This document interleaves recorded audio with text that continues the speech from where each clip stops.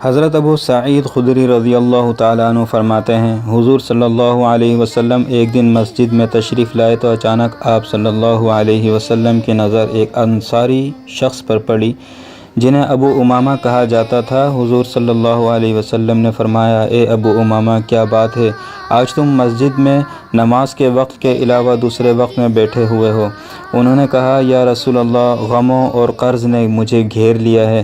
حضور صلی اللہ علیہ وسلم نے فرمایا، میں تمہیں ایسا کلام نہ سکھاؤں کہ جب تم اسے کہو گے تو اللہ تعالیٰ تمہارا غم دور کر دیں گے اور قرض اتروا دیں گے؟ انہوں نے کہا، یا رسول اللہ، ضرور سکھا دیں۔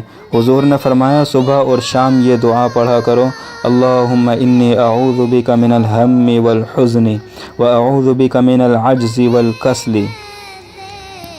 واعوذ بک من الجبن والبخل واعوذ بک من غلبۃ الدین وقہر الرجال۔ اے اللہ، میں ہر فکر و غم سے تیری پناہ چاہتا ہوں، اور عاجز ہو جانے سے اور سستی سے تیری پناہ چاہتا ہوں، اور بزدلی اور کنجوسی سے تیری پناہ چاہتا ہوں، اور قرضہ کے غلبہ اور لوگوں کے میرے اوپر دباؤ سے تیری پناہ چاہتا ہوں۔ حضرت ابو امامہ فرماتے ہیں، میں نے ایسا کیا تو اللہ تعالیٰ نے میرے غم بھی دور کر دیے اور میرا قرضہ بھی سارا ادا کر دیا۔